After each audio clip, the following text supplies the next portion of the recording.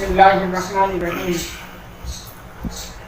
باب کیف کان بدء الوحی الی رسول اللہ صلی اللہ علیہ وسلم وقول اللہ عز وجل انا اوحینا الیک کما اوحینا الی نوح والنبیین من بعدہ. بسم اللہ الرحمن الرحیم. کہ حضرت امام بخاری علیہ الرحمہ نے یہاں سب سے پہلے قرآن پاک کی ایک آیت کو پیش کیا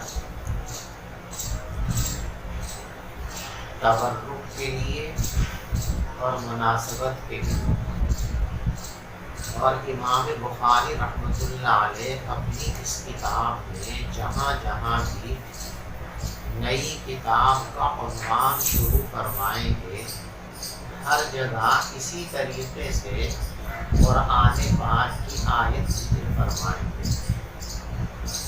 اس سے اشارہ ہوتا ہے اس طرح کہ اس باب میں اور اس کتاب میں جتنی روایات ہم پیش کریں گے وہ تمام کی تمام روایتیں در حقیقت اس آیت کی تشریح اور اس آیت کی تفسیر، کیونکہ حضور پاک صلی اللہ علیہ وسلم نے جو کچھ فرمایا اور جو کچھ کیا ہے وہ سب کچھ مرادات قرآنی کی وضاحت ہے، مرادات قرآنی کا بیان ہے.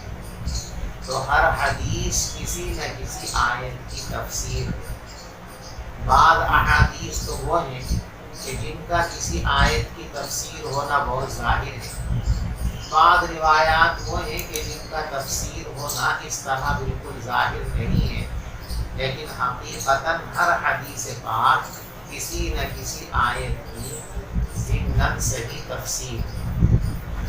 تو آیت قرآنی لا کر اشارہ اس طرف کرنا مقصود ہوتا ہے کہ اس سلسلے میں جتنی روایتیں ہم لا رہے ہیں وہ سب کی سب اس آیت کریمہ کی تفسیر ہے. یہ آیت کریمہ جو یہاں پر لائے ہیں انا اوحینا الیک کما اوحینا الی نوح، یہ آیت کریمہ در حقیقت مشرکین اور کفار کی حفوات کا اعتراض ہے. وہ یوں کہا کرتے تھے کہ اگر اللہ تبارک و تعالیٰ کو ہمارے پاس پیغام بھیجنا ہی تھا کسی فرشتے کو بھیجتے تھے. کیا ضرورت تھی کسی انسان کو جو ہمیں جیسا ہے، ہماری ہی طرح کھاتا ہے، ہماری ہی طرح پیتا ہے، شادیاں کرتا ہے، بازار میں جاتا ہے، سارے کام کرتا ہے. اس کی کیا ضرورت تھی؟ اگر نبی بنانا ہی تھا، رسول بنانا ہی تھا تو فرشتے کو بنا دیا جاتا. تو ان کی اس بےہودہ فرمائش کو رد کیا گیا اس آیت کریمہ کے اندر. اللہ کی سنت یہی ہے کہ جب جب رسول بنایا گیا ہے، انسان کو بنایا گیا، فرشتے کو رسول نہیں بنایا گیا. اس لیے کہ رسول بنانے کا جو مقصد ہے وہ فرشتوں کو رسول بنانے سے حاصل نہیں ہوگا. رسول بنایا جاتا ہے اس لیے کہ وہ نبی اور رسول اللہ کی مرادات کو سمجھے اور پھر وہ عام انسانوں کو اللہ کی مرضیات اور مرادات سمجھا دے. اور سمجھنے اور سمجھانے کے لیے انس اور مناسبت ضروری ہے.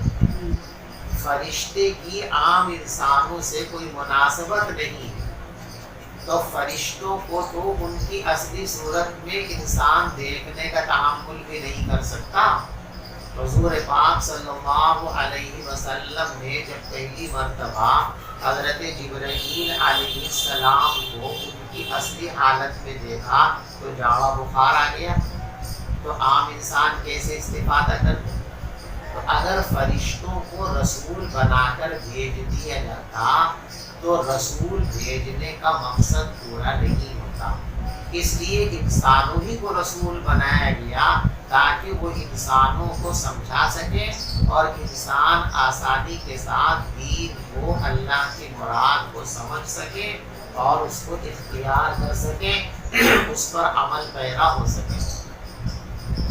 اس لیے جتنے بھی نبی بنائے گئے وہ سب کے سب کون تھے؟ انسان ہی تھے، غیر انسان کو کبھی نبی نہیں بنایا۔ اسی کو قرآن میں فرمایا گیا کہ آپ ان لوگوں سے کہیے قُلْ مَا كُنْتُ بِدْعًا مِنَ الرُّسُلِ، آپ ان سے کہو کہ میں کوئی انوکھا رسول ہوں کیا؟ بھائی اس سے پہلے کوئی رسول نہیں آیا تھا، میں اچانک رسول بن کر کے آ گیا تو آپ کو جو ہے تعجب ہو رہا، اچنبھا ہو رہا ہے کہ بھئی یہ کیا ہوا، کبھی ایسا نہیں ہوا تھا، یہ کیا ہو گیا؟ مجھ سے پہلے تو بہت سارے نبی آ چکے ہیں، بہت سارے نبی آ چکے ہیں اور وہ سب میری ہی طرح انسان تھے۔ تو جب مجھ جیسے اور بہت سارے پیغمبر دنیا میں آ چکے ہیں تو اگر مجھے بھی پیغمبری اور رسالت اللہ کی طرف سے عطا کر دی گئی ہے تو اس میں تعجب کی اور انکار کی کیا بات ہے؟ اس لیے فرمایا گیا اِنَّا أَوْحَيْنَا إِلَيْكَ، ہم نے آپ کے پاس اسی طرح وحی بھیجی ہے جس طرح ہم وحی بھیج چکے ہیں حضرت نوح علیہ السلام کے پاس۔ یعنی وحی آپ کے پاس آنا یہ کوئی نئی چیز نہیں ہے، آپ سے پہلے بھی ہم نبیوں کے پاس وحی بھیجتے رہے۔ سوال یہ پیدا ہوتا ہے کہ حضرت نوح علیہ السلام سے پہلے بھی کچھ پیغمبر ہیں۔ سب سے پہلے انسان ابو البشر حضرت آدم علیہ السلام اللہ کے پیغمبر ہیں، حضرت شیث اللہ کے پیغمبر ہیں، حضرت ادریس علیہ السلام اللہ کے پیغمبر ہیں، اور یہ سب حضرت نوح علیہ السلام سے پہلے ہیں۔ اور ظاہر بات ہے کہ جب یہ سب پیغمبر ہیں تو یقیناً ان کے پاس بھی وحی آتی رہی ہے، تو اب تشبیہ میں ان سب کو بیان کرنا چاہیے تھا کہ ہم نے آدم کے پاس بھی وحی بھیجی ہے، ادریس کے پاس بھی وحی بھیجی ہے، شیش کے پاس بھی وحی بھیجی ہے، تب نوح علیہ السلام کا نام آتا کہ نوح علیہ السلام کے پاس ہم نے وحی بھیجی ہے۔ اس کے مختلف جواب دیے کہ حضرت نوح علیہ السلام کو مثال میں کیوں لایا گیا، ان سے پہلے پیغمبروں کو کیوں چھوڑ دیا گیا؟ بعض لوگوں نے اس کا جواب یہ دیا ہے کہ حضرت نوح علیہ السلام سے پہلے جو پیغمبر ہیں وہ صرف نبی ہیں، رسول نہیں۔ حضرت نوح علیہ السلام پہلے رسول ہیں اور مشبہ اور مشبہ بہ میں مماثلت ہونی چاہیے۔ حضور پاک صلی اللہ علیہ وسلم رسول ہیں تو آپ سے تشبیہ دینے کے لیے رسول ہی کو پیش کیا جائے گا تو تشبیہ کے اندر تمامیت پیدا ہوگی، کمال پیدا ہوگا۔ تو نبی کو پیش کرتے تو تشبیہ کے اندر کمال پیدا نہ ہوتا، اس لیے نوح علیہ السلام کو پیش کیا تاکہ تشبیہ کے اندر کمال پیدا ہو جائے۔ وہ اول الرسل کہ وہ پہلے رسول ہیں اور حضور آخری رسول ہیں، تو اس لیے جو ہے نوح علیہ السلام کو پیش کیا گیا۔ اور بعض لوگوں نے یوں کہا ہے کہ نوح علیہ السلام کی ایک خصوصیت ہے۔ دیکھو اصلاً تو تمام انسانیت کے باپ حضرت آدم علیہ السلام سب سے پہلے انسان ہے، اور پھر ساری انسانیت انہی کی نسل اور انہی کی ذریت۔ لیکن حضرت نوح علیہ السلام کے زمانے میں جب انسانوں کی بغاوت عروج پر پہنچ گئی اور حضرت نوح علیہ السلام لوگوں سے مکمل طور پر مایوس ہو گئے تو انہوں نے قوم پر عذاب کے لیے بددعا فرمائی۔ اللہ نے ان کی بددعا کو قبول فرما لیا اور قوم نوح پر عذاب نازل کیا گیا اور کہہ دیا گیا کہ اب طوفان آئے گا، لہذا آپ کشتی بنا لو، اس کشتی میں سوار ہو جانا، اور جو لوگ آپ کے ساتھ ایمان قبول کر چکے ان سب کو کشتی میں بٹھا لے گا۔ بٹھا لیا، طوفان گزر گیا، کشتی اتر گئی، تو اس کشتی میں جتنے لوگ تھے چند دن گزرنے کے بعد رفتہ رفتہ سب کا انتقال ہو گیا، کوئی نہیں بچا، صرف حضرت نوح علیہ السلام اور آپ کے بیٹے بچے۔ اب جتنی دنیا کے اندر انسانیت ہے اور قیامت تک آئیں گے وہ سب کے سب اب بلا واسطہ کس کی اولاد ہے؟ حضرت نوح علیہ السلام کی اولاد ہے، اسی لیے ان کو کہتے ہیں ابو البشر ثانی۔ تو گویا کہ دنیا ایک طرح سے ناپید ہو چکی تھی، پھر دوبارہ سے دنیا کا سلسلہ شروع ہوا ہے حضرت نوح علیہ السلام کے ذریعے، اس لیے ان کی اس خصوصیت کے پیش نظر ان کو مثال میں پیش کیا کہ جیسے ہم نے نوح علیہ السلام کے پاس وحی بھیجی ہے، ایسی آپ کے پاس وحی بھیجی ہے۔ کوئی انوکھی چیز، قابل تعجب چیز نہیں ہے کہ لوگ اس سے متنفر ہو جائیں، اس کا انکار کر بیٹھیں، اس پر تعجب کریں۔ اِنَّا أَوْحَيْنَا إِلَيْكَ كَمَا أَوْحَيْنَا إِلَىٰ نُوحٍ، ہم نے وحی بھیجی ہے آپ کے پاس اسی طرح جس طرح ہم نے وحی بھیجی تھی حضرت نوح علیہ السلام کے پاس، وَالنَّبِيِّينَ مِن بَعْدِهِ، اور ہم نے وحی بھیجی تھی ان نبیوں کے پاس جو نوح علیہ السلام کے بعد آئے۔ کل انبیاء کی تعداد تقریباً 1,24,000 ہے، جس میں رسولوں کی تعداد 300 کچھ ہے۔ اسی کو اس آیت کریمہ میں گویا ان کی اس جو ہے بےہودہ تمنا کا جواب دیا گیا کہ فرشتوں کو رسول نہیں بنایا جا سکتا، رسول تو کس کو بنا سکتے ہیں؟ انسان ہی کو بنا سکتے ہیں، اسی سے رسالت اور نبوت کا مقصد حاصل ہو سکتا ہے اور پورا ہو سکتا ہے۔ تو اس آیت کریمہ میں وحی کا تذکرہ ہے، اسی مناسبت سے حضرت امام بخاری علیہ الرحمہ اس آیت کو یہاں پر لائے۔ اس کے بعد حضرت امام بخاری علیہ الرحمہ نے ایک حدیث پیش کی، اس کا مطلب ہے انما الاعمال بالنیات وانما لامرئ ما نوى فمن كانت هجرته الى دنیا يصيبها او الى امرأة ينكحها فهجرته الى ما هاجر اليه او كما قال صلی اللہ علیہ وسلم۔ دیکھو یہاں پر ایک سوال اور وہ یہ ہے کہ حضرت امام بخاری رحمۃ اللہ علیہ یہاں اس روایت کو کیوں لائے؟ اس لیے کہ انما الاعمال بالنیات میں وحی کا کوئی مضمون نہیں، اور اس روایت کا اپنے مضمون کے اعتبار سے وحی سے کوئی تعلق نہیں۔ تو عنوان ہے باب الوحی، کتاب الوحی، اور جو روایت لائے ہیں اس میں وحی کے مضمون کا کوئی دور دور تک تصور اور تذکرہ نہیں۔ تو گویا پہلی ہی روایت ایسی ہے جو باب سے مناسبت نہیں رکھتی ہے۔ جب اس روایت کا باب سے کوئی تعلق نہیں ہے، کوئی مناسبت نہیں ہے، تو پھر حضرت امام بخاری علیہ الرحمہ نے اس روایت کو یہاں کیوں رکھا ہے؟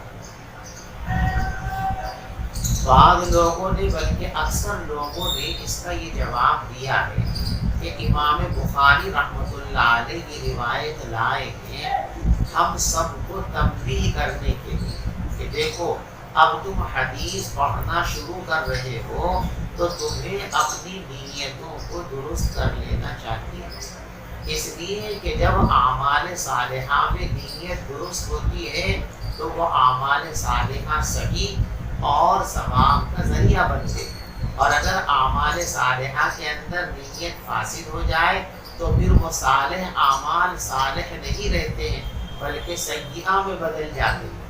اسی لیے جب آدمی ریاکاری کرتا ہے تو ریا کو شرک کے نام سے تعبیر کیا گیا، اور شرک سب سے بڑا سیئہ ہے، سب سے بڑا گناہ اور سب سے گندی چیز ہے۔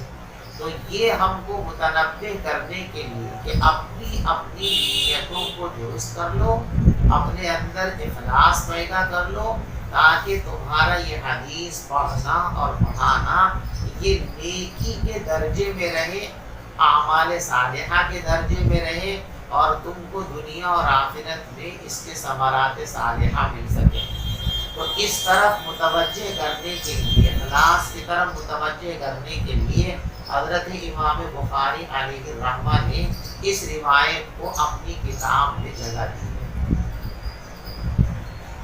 یہ جواب بہت مشہور ہے، اکثر لوگ یہی جواب دیتے ہیں، لیکن یہ جواب یہاں پر بہت زیادہ فٹ نہیں ہے۔ مشکات کے اندر بھی یہ روایت سب سے پہلے لائی گئی، وہاں تو یہ جواب بالکل فٹ ہے، اس لیے کہ صاحب مشکات رحمت اللہ علیہ نے سب سے پہلے اپنی کتاب میں جو عنوان قائم کیا ہے، یعنی کتاب کو شروع کیا ہے، تو وہ کتاب الایمان کا عنوان ہے۔ تو کتاب الایمان کا عنوان قائم کرنے سے پہلے اس حدیث کو انہوں نے مشکات شریف میں رکھا ہے، انما الاعمال بالنیات۔ تو وہاں تو یہ بات صحیح ہے کہ کتاب کے شروع کرنے سے پہلے یہ علیحدہ سے وہ روایت رکھ دی گئی کہ بھئی پہلے اپنی نیتوں کو درست کر لو تب کام شروع کرنا۔ نیت ہوتی ہے کام شروع ہونے سے پہلے، نہ کہ کام شروع ہونے کے بعد۔ اگر یہاں امام بخاری رحمۃ اللہ علیہ بسم اللہ الرحمن الرحیم کے فوراً بعد باب کیف کان بدء الوحی سے پہلے اس روایت کو رکھ دیتے تو یہ جواب بالکل 100% صحیح ہوتا، اس لیے کہ عمل شروع کرنے سے پہلے نیت کی طرف توجہ دلائی جا رہی ہے اور نیت عمل سے پہلے ہی ہوتی ہے۔ یہاں عمل شروع ہو گیا، باب کیف کان بدء الوحی، تو کتاب تو شروع ہوگی نا، تو کتاب شروع ہونے کے بعد نیت درست کرنی ہے، کتاب شروع کرنے سے پہلے کرنی ہے نا۔ تو اس طرف توجہ پہلے دلائی جانی چاہیے کہ بعد میں دلائی جانی چاہیے؟ پہلے دلائی جانی چاہیے۔ کہ یہاں امام بخاری رحمۃ اللہ علیہ نے حدیث کو پیش فرمایا ہے کتاب شروع کرنے کے بعد باب کیف کان بدء الوحی کا عنوان قائم کر کے اس کے بعد اس روایت کو لائے۔ اس لیے ہمارے استاد محترم حضرت مولانا مفتی سعید احمد صاحب بالکری نور اللہ مرقدہ فرماتے ہیں کہ یہ جواب یہاں پر بہت زیادہ فٹ نہیں بیٹھتا۔ پھر کیا جواب ہو سکتا ہے؟ فرماتے ہیں کہ اس کا اصل جواب یہ ہے کہ امام بخاری رحمۃ اللہ علیہ ہم کو یہ بتانا چاہتے ہیں کہ وحی کا لفظ عام، کیونکہ وحی شروع کی نا، باب کیف کان بدء الوحی الی رسول اللہ، تو وحی کا بیان شروع فرما رہے ہیں۔ تو یہ بتانا چاہتے ہیں کہ ہر وحی معتبر نہیں ہے۔ لفظ وحی کا لفظ دیکھ کر کے آپ یہ نہ سمجھیں کہ جس چیز پر بھی وحی کا اطلاق کیے جائے بس اس کو قبول کر لیے جائے، اس پر عمل کر لیے جائے۔ ہر وحی معتبر نہیں ہے۔ وحی اللہ کی طرف سے بھی آتی ہے اور وحی شیاطین کی طرف سے بھی آتی ہے۔ شیاطین انس اور شیاطین جن یہ بھی وحی کرتے ہیں، یعنی اپنے ماننے والوں کے دلوں میں یہ مضامین اور خیالات اور وساوس ڈالتے ہیں، اور براہ راست سامنے آ کر بھی شیاطین انس جو ہے منصوبے بناتے تھا، ایسا نہیں ایسا کرو، ایسا نہیں ایسا کرو، یہ کام بڑے فائدے کا ہے، اس کام میں یہ نقصان ہے۔ دنیا میں ہزاروں لوگ آپ کو ایسے ملیں گے، مستقل آج کل تو جماعتیں اور تنظیمیں اور ادارے لگے ہوئے ہیں شیطانی اس عمل کے اندر کہ برائیوں کا فروغ کر رہے ہیں، اچھائیوں سے لوگوں کو ہٹا رہے، تو سب شیاطین انس ہے۔ تو جس طرح اللہ کی طرف سے اپنے بندوں پر وحی آتی ہے انبیاء علیہم الصلوۃ والتسلیم پر، ایسے ہی شیاطین بھی اپنے متبعین کے پاس وحی بھیجتے ہیں۔ قرآن میں یہ مضمون ہے وَإِنَّ الشَّيَاطِينَ لَيُوحُونَ إِلَىٰ أَوْلِيَائِهِمْ، شیاطین اپنے دوستوں کے پاس وحی بھیجتے ہیں، یعنی ان کو خراب اور گندی گندی باتیں سمجھاتے ہیں، ان کے دل میں غلط وسوسے اور خیال ڈالتے ہیں، ان کو غلط مشورے دیتے ہیں۔ تو گویا وحی ربانی اور وحی شیطانی دو طرح کی وحی ہوگی، ایک وحی ربانی اور ایک وحی شیطانی۔ تو معتبر کیا ہے؟ وحی ربانی ہے، وحی شیطانی معتبر نہیں ہے۔ اس طرف اشارہ کرنے کے واسطے یہ روایت لائے کہ دیکھو جس طریقے سے ہجرت ایک عمل، لیکن ہر ہجرت مقبول عند اللہ نہیں، معتبر نہیں۔ ایک آدمی ہجرت کرتا ہے اللہ کی رضا کے لیے، دین کے فروغ کے لیے، دین کی حفاظت کے لیے، خود کے دین کو فتنوں سے بچانے کے لیے، تو یہ ہجرت معتبر ہے۔ یہ ہجرت اللہ کی رضا کے لیے ہے، اور اس ہجرت پر اللہ تبارک و تعالیٰ کے یہاں پورا ثواب انشاءاللہ ملے گا ہجرت کرنے والوں کو۔ اور بہت سے لوگ ہجرت کرتے ہیں دنیاوی مقاصد کے لیے، بھائی ایک آدمی اس محلے میں رہتا ہے، یہاں بہت سارے مسلمان آباد ہیں، بہت آبادی ہے، اب یہاں کی آبادی منتقل ہو جائے، گاؤں چھوڑ، گاؤں ایک گاؤں ہے مثال کے طور پہ، اب گاؤں میں دکان پرچون کی ایک آدمی نے کر رکھی ہے، وہ گاؤں والے بھائی گاؤں میں تو کچھ راحت نہیں ہے، وسائل بڑے کم ہیں، اکثر لوگ شہر چل دیے۔ اب اسے شہر سے کوئی دلچسپی نہیں تھی، جانے کا کوئی ارادہ نہیں، لیکن دیکھا سارے لوگ تو شہر چلے گئے، تو اب دکان یہ کیسے چلے گی بھائی؟ یہ بھی شہر چلا گیا تاکہ وہاں جا کر کے دکان کھولے۔ تو ان کی ہجرت میں اور ان جانے والوں کی ہجرت میں بڑا فرق ہو گیا، بات سمجھ میں آ رہی؟ تو ہجرت، ہر ہجرت معتبر نہیں ہے، بلکہ جو ہجرت اللہ کی رضا کے لیے، اللہ کے دین کی حفاظت اور فروغ و اشاعت کے لیے، وہی معتبر ہے، اور جو ہجرت دنیاوی مقاصد کے لیے ہو وہ ہجرت معتبر نہیں ہوتی۔ تو فرمایا جس طریقے سے ہجرت دو طرح کی ہوتی ہے، ایک معتبر ایک غیر معتبر، جو اللہ کے لیے ہے وہ معتبر ہے، جو دنیاوی اغراض و مقاصد کے لیے ہے وہ غیر معتبر ہے۔ ٹھیک اسی طریقے سے وحی بھی دو طرح کی ہوتی ہے، ایک معتبر اور ایک غیر معتبر، ایک وحی ربانی ہے، ایک وحی شیطانی ہے۔ وحی شیطانی یہ مردود ہے اور وحی ربانی یہ معتبر اور مقبول ہے، اور اس پر عمل کرنا انسان کے لیے صلاح اور فلاح کا ذریعہ ہے۔ تو وحی معتبر وہی ہے جو اللہ کی طرف سے ہو، ہر وحی معتبر نہیں ہے۔ اس مضمون کی طرف اشارہ کرنے کے لیے حضرت امام بخاری رحمۃ اللہ علیہ اس حدیث کو وحی کے باب میں لائے کہ دیکھو وحی کا اصل مضمون پڑھنے سے پہلے، اصل وحی کے مضمون کو سمجھنے سے پہلے اپنے ذہن میں یہ بات اچھی طریقے سے نقش کر لیجئے کہ لفظ وحی کو دیکھ کر مغالطے کا شکار نہیں ہونا کہ جو بھی وحی جس پر آپ دیکھیں یہ وحی بس اسی کو مان لے، نہیں، وحی ربانی کو ماننا ہے، وحی شیطانی کو نہیں ماننا ہے۔ اس لیے حضرت امام بخاری علیہ الرحمہ نے اس روایت کو یہاں پر پیش کیا ہے۔ وہ جو مقصد ہے وہ اصل مقصد ضمن وہ بھی ہے، لیکن اصل مقصود امام بخاری علیہ الرحمہ کا وہ یہ ہے کہ وحی کے سلسلے میں یہ بات بتا دی جائے کہ وحی معتبر ہے وہ جو اللہ کی طرف سے ہے۔ اسی لیے امام بخاری علیہ الرحمہ یہاں پر جو ہے حدیث ادھوری لائے۔ دیکھو مکمل حدیث اس طریقے سے انما الاعمال بالنیات وانما لامرئ ما نوى فمن كانت هجرته الى الله ورسوله فهجرته الى الله ورسوله ومن كانت هجرته الى دنيا يصيبها او امرأة ينكحها فهجرته الى ما هاجر اليه او كما قال صلی اللہ علیہ وسلم۔ تو فمن كانت هجرته الى الله ورسوله فهجرته الى الله ورسوله، یہ جملہ امام بخاری علیہ الرحمہ یہاں پر نہیں لائے، اور یہ امام بخاری رحمۃ اللہ علیہ کا اپنا ایک انداز ہے۔ انہوں نے اپنی کتاب میں یہ کوشش فرمائی ہے کہ تکرار نہیں ہونا چاہیے، اور بخاری شریف کے اندر استنباط مسائل ان کا خاص میدان ہے۔ تو استنباط مسائل کے لیے ایک روایت کو 5 6 7 مرتبہ بھی لانے کی ضرورت پیش آئی ہے، تو تکرار ہو جاتا نا۔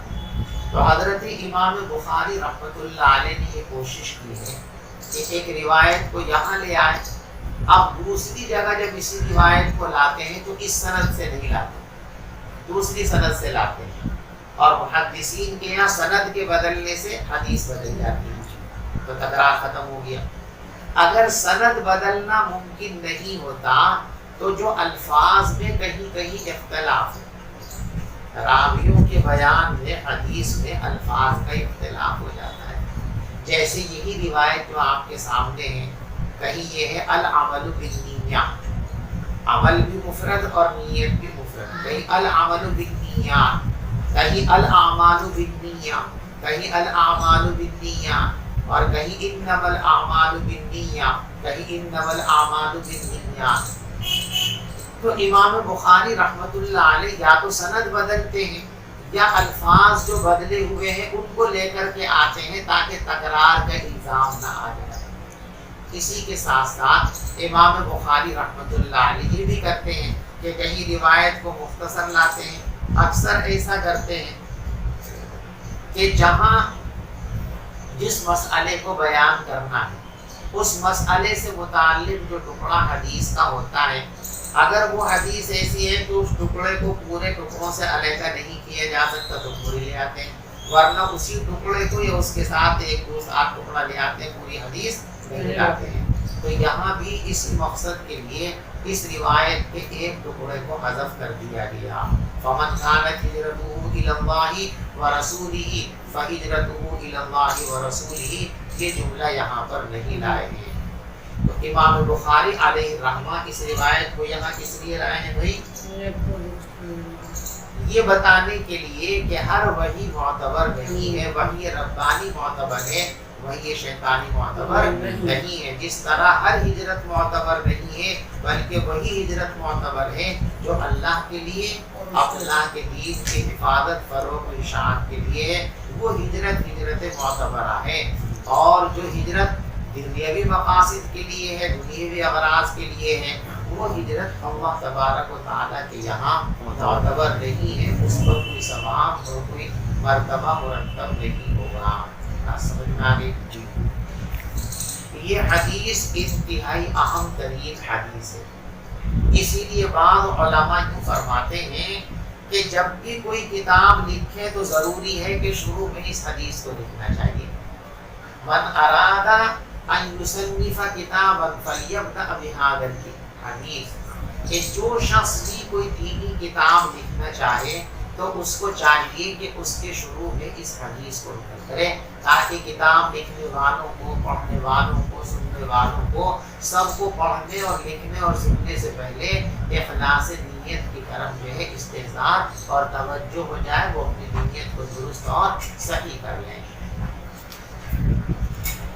اسی لیے اس حدیث کا نام محدثین کیا ہے؟ طریعۃ الحدیث، احادیث کا دیباچہ۔ بعض محدثین فرماتے ہیں کہ یہ حدیث نصف دین ہے۔ کیا ہے؟ نصف دین ہے، یعنی آدھا دین اس حدیث میں ہے۔ اور اس کی توجیہ وہ یہ فرماتے ہیں کہ دیکھو، ایک ہے عبودیت قلب اور ایک ہے عبودیت جوارح۔ اعمال، انسان کے جتنے بھی اعمال ہیں وہ سب عبودیت جوارح، اور انسان کی جو نیت ہے وہ عبودیت قلب ہے۔ تو گویا کہ انسان کی پوری عبادت دو حصوں میں بٹی ہوئی ہے، قلب کی عبادت اور جوارح کی عبادت، اور یہ قلب کی عبادت ہے اخلاص نیت، تو آدھا دین ہو گیا نا۔ بعض لوگوں نے کہا کہ یہ شروع سے دین 1/3 ہے، یہ دین کا، یعنی 1/3 دین بس اس حدیث کے اندر مضمر ہے۔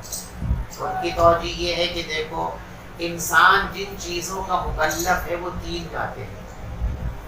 اس کے دل میں تصدیق ہونی چاہیے، زبان سے اس تصدیق کا اقرار ہونا چاہیے، اور پھر اس اقرار اور تصدیق کا مظہر اعمال کی صورت میں جوارح سے صادر ہونا چاہیے۔ ان تینوں چیزوں کے مجموعے کا نام ایمان کامل ہے۔ صحیح طور پر تصدیق ہونی چاہیے، زبان پر اقرار ہونا چاہیے، اور اس اقرار و تصدیق کا مظہر عمل کی صورت میں جوارح سے صادر ہونا چاہیے، اسی کا نام ایمان کامل ہے نا۔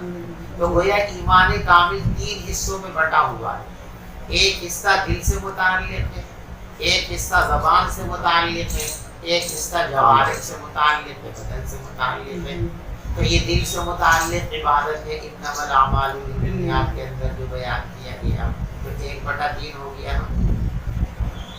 اور بعد کہتے ہیں کہ یہ ربع اسلام ہے۔ کیا ہے؟ 25% اسلام اس میں۔ چنانچہ حضرت امام ابو داؤد علیہ الرحمہ ارشاد فرماتے ہیں کہ مجھے 5 لاکھ حدیثیں یاد ہیں، 5 لاکھ حدیثیں مجھ کو یاد ہیں۔ ان 5 لاکھ حدیثوں میں سے میں نے 4 حدیثوں کا انتخاب کیا ہے۔ ان 4 حدیثوں پر اگر مکمل عمل کر لیا جائے تو 100% دین کے اوپر عمل ہو جائے گا۔ دین کا کوئی گوشہ اور دین کا کوئی چھوٹا اور بڑا عمل ایسا نہیں بچے گا جو اس انسان کی زندگی کے اندر نہ آ جائے، جو 4 حدیثوں کو اپنی زندگی میں داخل اور شامل کر لے۔ اللہ ہم سب کو اس کی توفیق عطا فرمائے۔ وہ 4 حدیثیں کون سی ہیں؟ ایک تو یہی حدیث ہے انما الاعمال بالنیات وانما لامرئ ما نوى فمن كانت هجرته الى الله ورسوله فهجرته الى الله ورسوله ومن كانت هجرته الى دنيا يصيبها او امرأة يتزوجها او كما قال فهجرته الى ما هاجر او كما قال۔ اور دوسری حدیث ہے من حسن اسلام المرء ترکہ ما لا یعنی، اچھا اسلام کے اچھے ہونے کی پہچان، مسلمان کے بہترین ہونے کی پہچان یہ ہے کہ لا یعنی باتوں سے خود کو بچا لیا جائے۔ جو انسان بے مقصد فضول باتوں میں مصروف ہے وہ اچھا مسلمان نہیں ہو سکتا۔ اچھے مسلمان کی خاص پہچان یہ ہے کہ وہ بیکار اور لغو چیزوں سے خود کو دور رکھے۔ کیا ہے بیکار اور لغو چیزیں؟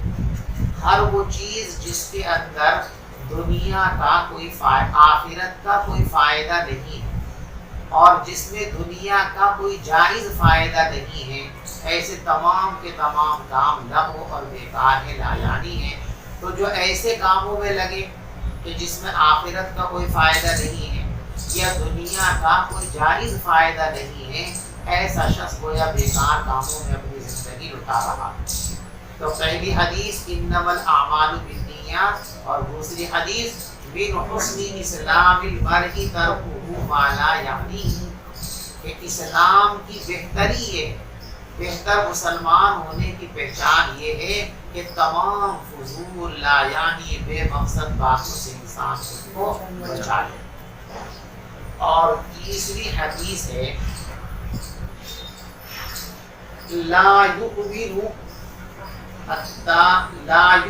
احدکم حتی یحب لأخیہ ما یحب لنفسہ۔ کامل مومن انسان جبھی ہو سکتا ہے جبکہ وہ اپنے بھائیوں کے لیے بھی وہی چیزیں پسند کرے جو اپنے لیے پسند کرے۔ اپنے لیے پسند کا معیار کچھ اور، دوسروں کے لیے پسند کا معیار کچھ اور۔ ساری دنیا میں جو فساد پھیلا ہوا ہے یہ اسی حدیث کی طرف توجہ نہ کرنے کی وجہ سے پھیلا ہوا ہے۔ اگر ساری دنیا صرف اس ایک حدیث کے اوپر عمل پیدا ہو جائے تو دنیا سے 99% جرائم، جھگڑے، فساد، بے چینیاں اور الجھنیں ختم ہو جائیں۔ یہ جو دوہرا پن ہے، دوہرا معیار، دوغلا پن، کہ اپنے لیے معیار کچھ اور ہے، دوسروں کے لیے معیار کچھ اور ہے، اسی لیے دنیا میں فساد برپا ہے۔ دیکھو ہر انسان فطری طور پر کیا چاہتا ہے کہ اس کی بیوی کی طرف کسی کی نظر نہیں ہونی چاہیے، چاہتا ہے نا۔ اس کی بیٹی کے ساتھ کوئی بدنگاہی نہ کرے، اس کی بہن کی طرف کوئی نہ تکے، یہ چاہتا ہے نا۔ اس کی ماں کو کوئی غلط نگاہ سے نہ دیکھے۔ یہ ہر انسان کا ایک فطری جذبہ ہے اور محمود جذبہ ہے، ہونا چاہیے۔ اپنی بہو اور بیٹیوں کی عصمت کی حفاظت کا جذبہ دین ہے، دین کا تقاضا ہے، اور اس کو دین نے اتنی اہمیت دی ہے کہ اس کے لیے اگر جان بھی قربان کر دی جائے تو کی جا سکتی ہے۔ جو آدمی اپنی آبرو بچانے کے لیے مر گیا، آبرو بچانے کی کوشش کی، اسی ٹکراؤ میں مر گیا، تو مشکات لسانی میں آپ حدیث پڑھ کر کیا ہے، وہ شہید، وہ شہید، من قتل دون حرزہ فہو شہید۔ تو یہ جذبہ محمود ہے جو ہر انسان کے اندر پایا جاتا ہے۔ جس انسان کے اندر یہ جذبہ نہیں ہوتا دیوس ہے، وہ انسان کہلانے کے لائق۔ تو یہ جذبہ محمودہ ہے جس کو شریعت نے بہت پسند فرمایا ہے۔ یہ جذبہ ہر انسان کے اندر فطری طور پر بنیاد رکھا گیا ہے، اور اس جذبے میں کفر اور اسلام کا بھی امتیازی فطری جذبہ ہے۔ جیسے مسلمانوں کے اندر یہ بات پائی جاتی ہے، کفار و مشرکین بھی جو طبیعت سلیمہ رکھتے ہیں وہ وہ بھی اس جذبے کے حامل پائے جاتے ہیں۔ اب جیسے یہ جذبہ ہمارے لیے ہمارے اندر ہے، ہر انسان یہی جذبہ رکھتا ہے۔ اگر کوئی انسان اس جذبے کو مستحضر رکھے تو کبھی کسی کی بیٹی کو دیکھ سکتا ہے؟ اسے فوراً خیال آئے گا کہ یہ تو جیسے میں پسند نہیں کرتا، اس بیٹی کا باپ بھی اس بات کو پسند نہیں کرتے، رک جائے گا۔ کسی کی ماں کو نہیں تک سکتا، کسی کی بیوی کو نہیں تک سکتا۔ ہر انسان یہ چاہتا ہے کہ مجھ کو کوئی دغا نہ دے تو دوسروں کو بھی دغا مت دو۔ ہر انسان یہ چاہتا ہے کہ مجھ سے کیا ہوا عہد و پیمان کوئی توڑے نہیں تو آپ بھی نہ توڑیے۔ ہر انسان یہ چاہتا ہے کہ میرا مال کوئی میری اجازت کے بغیر چھوئے نہیں تو آپ بھی دوسروں کا مال نہ چھوئیے۔ تو اس طرح اگر ہر انسان اس جذبے کو مستحضر رکھے کہ جو اپنے لیے پسند ہے وہی اپنے بھائیوں کے لیے پسند ہو، وہی دوسروں کے لیے پسند ہو، تو ایسی صورت کے اندر کوئی چوری کرے گا؟ چوری کرنے والے کو یہ جب جذبہ سامنے آئے گا، چوری کی طرف اس کے ہاتھ بڑھ نہیں سکتے، قدم چل نہیں سکتے۔ زناکار زنا کی طرف چل نہیں سکتا، بدکاری کرنے والا بدکاری کی طرف چل نہیں سکتا۔ ہر انسان یہ چاہتا ہے کہ میری غیبت نہ ہو۔ جب یہ جذبہ مستحضر ہوگا تو دوسروں کی غیبت نہیں ہوگی۔ ہر آدمی یہ چاہتا ہے کہ میری توہین و تذلیل نہ کی جائے، آبرو ریزی نہ کی جائے، تو دوسروں کی بھی نہیں ہونی چاہیے۔ جو کوئی کسی کی آبرو ریزی، تو اپنے لیے جو پسند کرتے ہو وہی دوسروں کے لیے پسند کرو۔ اگر یہ بات انسان اپنے رگ و پے میں اتار لے اور ذہن کے اندر اس کو راسخ اور مستحضر کر لے تو انسان گناہوں کی طرف جا ہی نہیں سکتا۔ اور سارے فساد گناہوں سے کہیں، ظاہر الفساد فی البر والبحر۔ جب ہر آدمی نہ کسی کی طرف بدنگاہی کرے گا، نہ کسی کے آبرو سے تعرض کرے گا، نہ کسی کی جان سے تعرض کرے گا، نہ کسی کے مال سے تعرض کرے گا، تو اب جرائم کہاں ہوں گے؟ جرائم دنیا سے مٹ جائیں گے اور دنیا امن کا گہوارہ ہو جائے گا۔ ہمارے آقا صلی اللہ علیہ وسلم کی تعلیمات کا کمال ہی یہ کہ ایک ایک تعلیم اپنے اندر اتنی جامعیت لیے ہوئے ہے کہ ایک ایک تعلیم کو بھی اگر اپنا لیے جائے تو انسانی سماج جو ہے وہ خوبیوں کا گہوارہ بن جائے گا، اچھائیوں کا چمن بن جائے گا۔ تو تیسری حدیث، تین ہو گئی نا، پہلی حدیث انما الاعمال بالنیات، دوسری حدیث من حسن اسلام المرء ترکہ ما لا یعنیہ، اور تیسری حدیث حتی یحب لأخیہ ما یحب لنفسہ، اور چوتھی حدیث الحلال بین والحرام بین وبینہما مشتبہات لا یعلمہن کثیر من الناس۔ فرمایا کہ دیکھو حلال تو بالکل واضح ہے، بہت سارے احکام ہیں، بہت ساری چیزیں ہیں جن کا حلال ہونا بالکل واضح ہے، تو بلا تکلف ان کو آپ استعمال کرو۔ بہت ساری چیزیں ایسی ہیں کہ جن کا حرام ہونا بالکل واضح ہے۔ ظاہر بات ایک مسلمان سے یہ امید نہیں کی جا سکتی کہ وہ صریح حرام کی طرف جائے گا اگر اس کے اندر ایمان کی رمق واقع تو جا ہی نہیں سکتا۔ تو فرمایا الحلال بین والحرام بین، کچھ چیزیں تو صاف طور پر حلال ہیں، کچھ چیزیں صاف طور پر حرام ہیں، تو ان میں تو گڑبڑ ہونی نہیں چاہیے۔ وبینہما مشتبہات، اور حلال و حرام کے درمیان کچھ چیزیں ایسی ہیں جو مشتبہ ہیں، جن کے حلال یا حرام ہونے کو اکثر لوگ نہیں جانتے۔ ان کی حلت کے بھی واضح دلائل نہیں ہیں، ان کی حرمت کے بھی واضح اور صریح دلائل نہیں ہیں۔ بعض دلائل کی طرف دیکھا جائے تو لگتا ہے کہ ان پر حلت کا حکم لگا دیا جائے، بعض دلائل کی طرف نظر کی جائے تو ذہن یہ ہوتا ہے کہ ان پر حرمت کا حکم لگا دیا جائے۔ تو ایسی تمام چیزیں کیا کہلاتی ہیں؟ مشتبہ کہلاتی ہیں۔ اب مومن کی ذمہ داری کیا ہے؟ فَمَنِ اتَّقَى الشُّبُهَاتِ فَقَدِ اسْتَبْرَأَ لِدِينِهِ وَعِرْضِهِ، جس شخص نے اپنے آپ کو مشتبہ چیزوں سے بچا لیا تو اس نے اپنا دین بھی بچا لیا اور اس نے اپنی آبرو بھی بچا لی۔ اس لیے کہ جو آدمی مشتبہ چیزوں سے بھی بچے گا وہ حرام چیزوں کی طرف کیسے بڑھ جائے گا، اور جو مشتبہ چیزوں کے اندر چلا گیا تو وہ کبھی بھی حرام کے اندر جا سکتا ہے۔ نبی پاک علیہ السلام نے اسی روایت میں آگے اس کو ایک مثال سے سمجھایا کہ دیکھو ایک چرواہا ہے، اس کی اپنی چراگاہ ہے، اس کے برابر میں سرکاری چراگاہ ہے، یہ سرکاری چراگاہ ہے اور یہ وبا جنگل ہے۔ وبا جنگل کے اندر کوئی بھی جانوروں کو چرا سکتا ہے، یہ سرکاری چراگاہ کی ڈول ہے، ٹھیک ہے۔ فرمایا کہ جو چرواہا اپنے جانوروں کو یہاں ڈول کے قریب سرحد اور حد کے قریب چرائے گا، وہ اپنے جانوروں کو اس سرکاری چراگاہ میں جانے سے روک نہیں سکتا۔ ایک نہ ایک دن اس کے جانور اس میں ضرور چلے جائیں، اس لیے کہ وہ انسان ہے جو ان کی نگرانی کے لیے چروا ہے۔ وہ کون ہے؟ انسان ہے، اس کے لیے نیند کا تقاضا بھی ساتھ لگا ہوا ہے، کھانے کا تقاضا بھی ساتھ لگا ہوا ہے، پیشاب پاخانے کا تقاضا بھی ساتھ لگا ہوا ہے، بہت سارے تقاضے ہیں، ان تقاضوں کو پورا کرنا ہے۔ جب ان تقاضوں کو پورا کرے گا تو غفلت ہوگی، اس طرف سے نگرانی ہٹے گی، اور جب یہ بالکل سرحد پر ڈول پر کھڑے ہوئے ہیں تو اگلا قدم ان کا کہاں جائے گا؟ سرکاری چراگاہ کے اندر چلا جائے گا، ہلاکت میں مبتلا ہو جائے گا۔ اور ایک آدمی پہلے سے ان کو یہاں بیچ میں بہت دور ہے، اس ڈول سے بہت دور ہے، احتیاط کے پیش نظر کہ بھئی جہاں نہیں جانے دینے کا، کبھی پھنس جاؤ، دور ہی دور ہے۔ اب اگر کہیں 2-4 منٹ کے لیے وہ غافل بھی ہو گیا، غفلت کا شکار بھی ہو گیا اور اس کے جانور تھوڑے آگے بڑھ بھی گئے تو تب بھی اس مباح جنگل کے اندر رہیں گے، اس حد کے اندر داخل نہیں ہوں گے، تنبہ ہوگا، فوراً اس کو واپس کر لے گا۔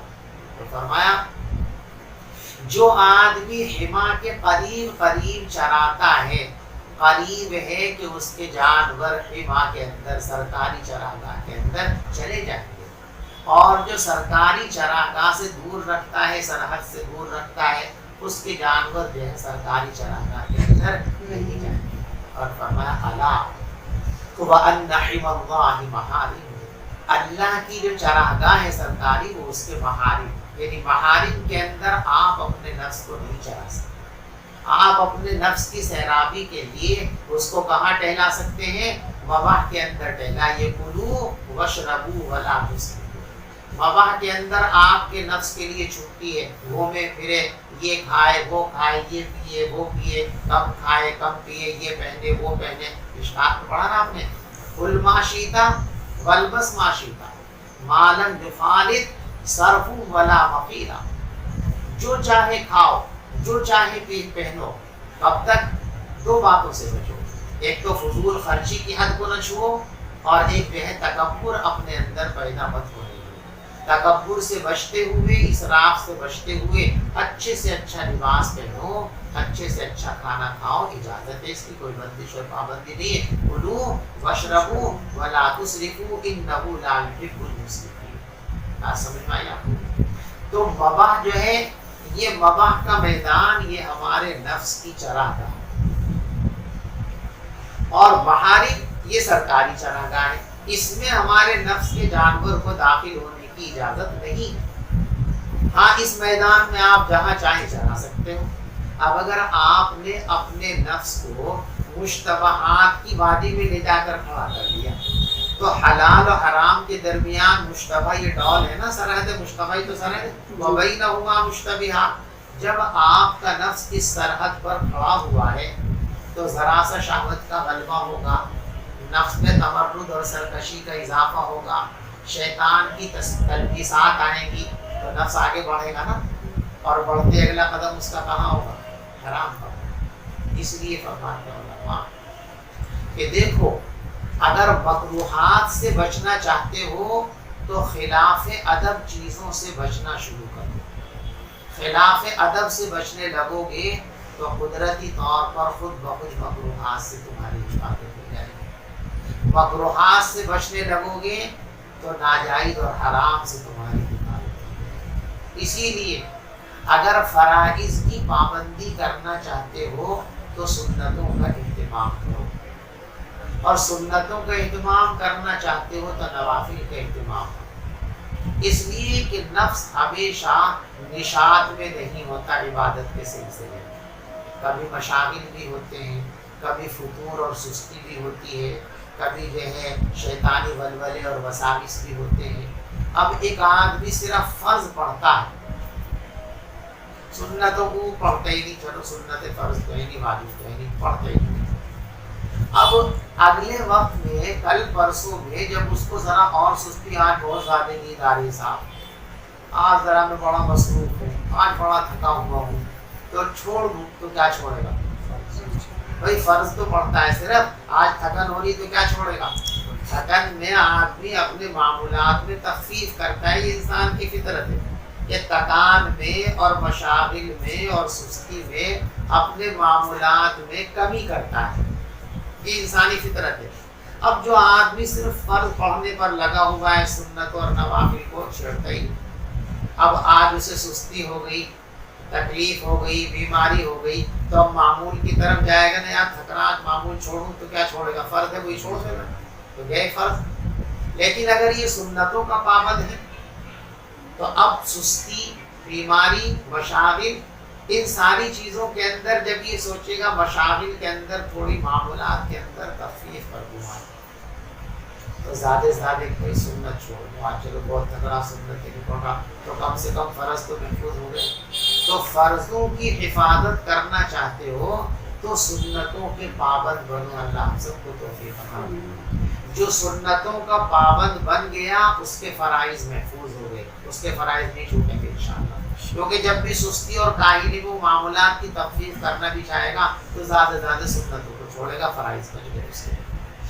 اور سنتوں کے پابند بننا چاہتے ہو، سنتوں کی حفاظت کرنا چاہتے ہو تو نوافل کا اہتمام کرو، نوافل کا اہتمام کرو گی۔ کبھی تکان ہوگی، بیماری ہوگی، معمولات کو کم کرنا چاہتے ہو تو کس کو کم کرو؟ جو سب سے پہلے نمبر پہ ہے نا اسی کو، تو جو آدمی سب سے ہلکے کو ہٹاتا ہے نا، تو فرائض اور سنن اور نوافل میں ہلکی چیز کیا ہے؟ آدمی جب کچھ چیزیں لیتا ہے، کچھ چیزیں چھوڑتا ہے، تو جو کم اہمیت کی چیز ہوتی ہے اسے چھوڑ دیتا ہے، جو زیادہ اہمیت کی اس کو لے لیتا ہے۔ اب اس کے معمولات میں تین چیزیں ہیں، فرض، سنت اور نوافل۔ تو نوافل سب سے نچلے درجے کی چیزیں ہیں، اس سے اوپر کی سنت ہے، اس سے اوپر فرض ہے۔ تو اب یہ سستی میں، کوتاہی میں، مشاغل میں، کمزوری اور بیماری میں تخفیف کرے گا تو سب سے کم درجے کی جو چیز ہے نوافل، اس کو ترک کر دے گا، تو سنتیں محفوظ ہو گئی نا۔ تو سنتوں کی حفاظت کرنا چاہتے ہو، سنتوں کے پابند بننا چاہتے ہو تو نوافل کی عادت ڈالو، نوافل کی عادت سنتوں کی عادت کی حفاظت کرے۔ فرائض کی حفاظت کرنا چاہتے ہو تو سنتوں کی عادت ڈالو، سنتیں یہ فرائض کی محافظ ہیں اور نفلیں یہ سنن کی محافظ ہیں۔ ایسی دوسری طرف چلے جائیے کہ اگر مکروہات سے بچنا ہے، اگر حرام سے بچنا ہے تو مشتبہ کو چھوڑو، مشتبہ سے بچنا ہے تو مکروہات کو چھوڑو، اور مکروہات سے بچنا ہے تو خلاف ادب چیزوں سے بھی اپنے آپ کو بچانے کی کوشش کرو، تاکہ کبھی اگر نفس کے اندر طغیانی بھی پیدا ہوگی تو زیادہ سے زیادہ خلاف ادب کا ارتکاب ہو جائے گا، مکروہ تنزیہ کا ارتکاب ہو جائے گا، مکروہ تحریمی سے اور ناجائز سے اور حرام سے بچے رہیں گے۔ اس لیے فرمایا گیا فَمَنِ اتَّقَى الشُّبُهَاتِ فَقَدِ اسْتَبْرَأَ لِدِينِهِ وَعِرْضِهِ، جو اپنے آپ کو مشتبہ چیزوں سے بچا لے گا اس کی آبرو بھی محفوظ ہو جائے گی اور اس کا دین بھی محفوظ ہو جائے گا۔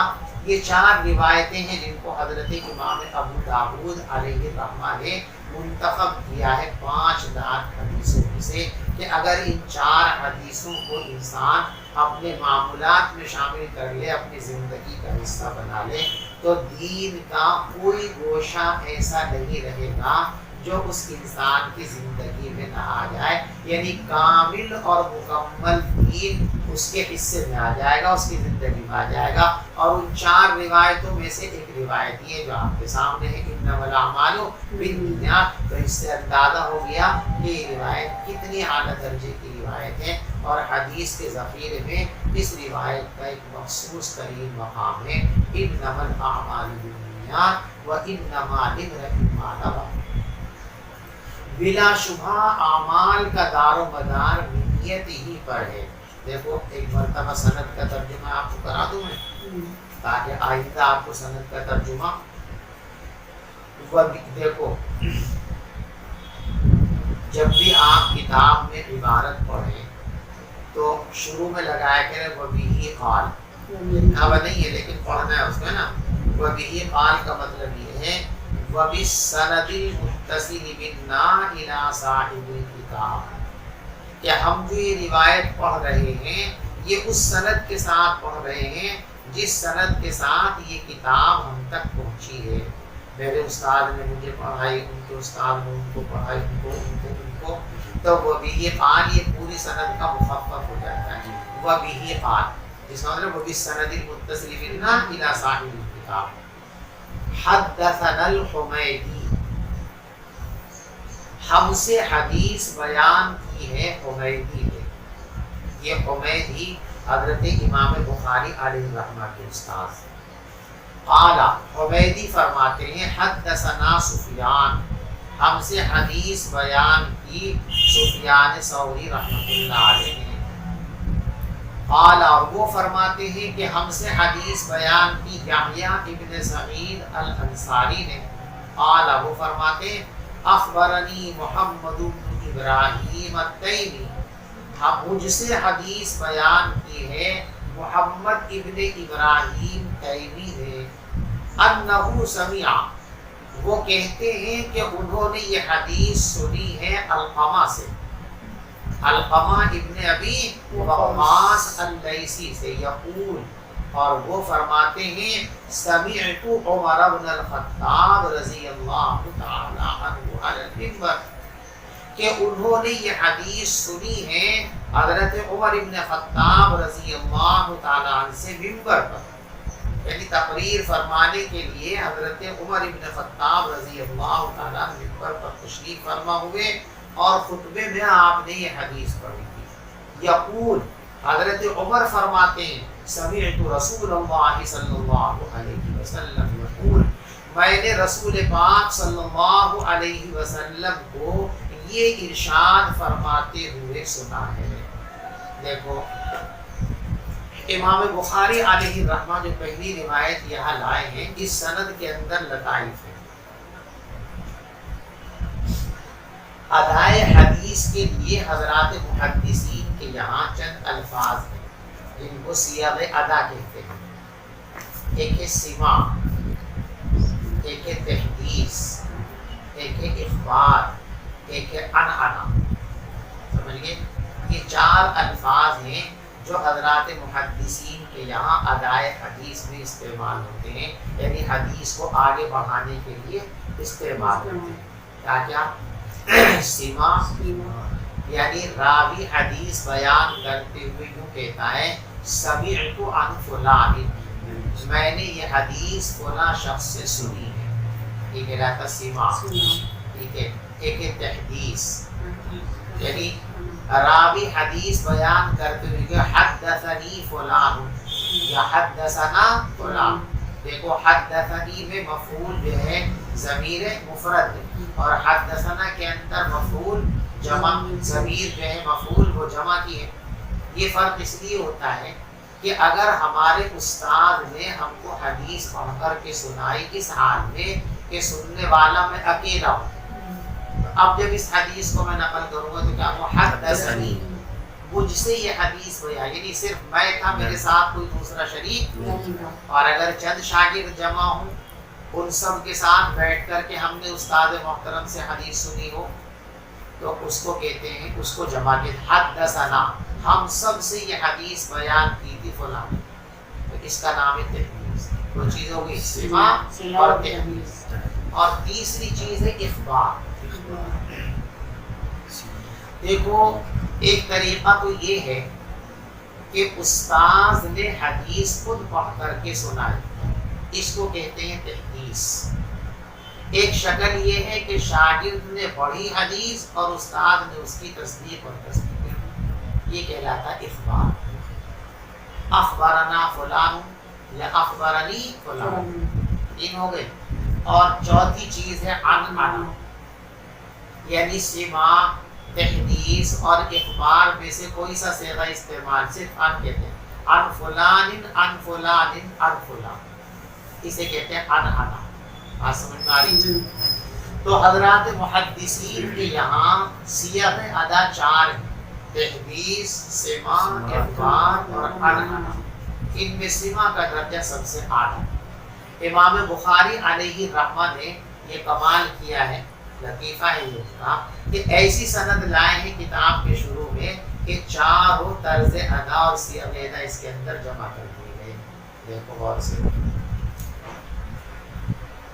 سب سے پہلے کیا حدثنا الحمیدی، تحدیث آ گیا نا، قال حدثنا سفیان، اس میں بھی تحدیث ہے، قال حدثنا یا اس کے اندر تحدیث ہے، قال اخبرنی محمد بن ابراہیم، اس میں اخبار آ گیا نا، انہ سمع علقمہ، وہ کہتے ہیں انہوں نے علقمہ سے سنا، سمع آ گیا نا، یقول سمعت، وہ کہتے ہیں میں نے عمر بن خطاب سے سنا منبر پر، ٹھیک ہے نا، اور آگے تھے سمعت رسول اللہ، میں نے پیغمبر علیہ الصلوۃ والسلام، تو اب اس کے اندر جو ہے تحدیث بھی آ گئی، اس کے اندر اخبار بھی آ گیا اور اس کے اندر سماع بھی آ گیا۔ ان چاروں صیغوں میں عنعنہ سب سے کمزور صیغہ کہلاتا ہے اور سب سے اعلیٰ درجے کا سماع، اس کے بعد میں تحدیث، اس کے بعد میں اخبار، اس کے بعد میں عنعنہ۔ آسم شریف میں آگے بس روایت کی تشریح انشاءاللہ کل کریں گے۔ عنعنہ کس جگہ میں؟ جی عنعنہ کی معنی ان سے روایت کرنا، جیسے ہے نا ان ابی ہریرہ رضی اللہ تعالی عن النبی صلی اللہ علیہ وسلم، یہ عنعنہ ہے، یعنی راوی جو ہے ان کہتا ہے ان فلاں ان فلاں ان فلاں، تحدیث اور اخبار حدثنی فلان اخبرنی فلان یہ نہیں کہتا، سمیعت نہیں کہتا، بلکہ کیا کہتا ہے ان فلان ان فلان ان فلان، ان ابی ہریرہ ان رسول اللہ، ان سعد بن ابی وقاص، ان عمر بن الخطاب، ان ابن مسعود رضی اللہ تعالی، اسے کہتے ہیں عنعنہ، ٹھیک ہے۔ راوی اپنے استاذ کو کی طرف نسبت کرتے ہوئے ان کا نام دے، کوئی صیغہ استعمال دوسرا نہ کرے، اسے عنعنہ کہتے ہیں۔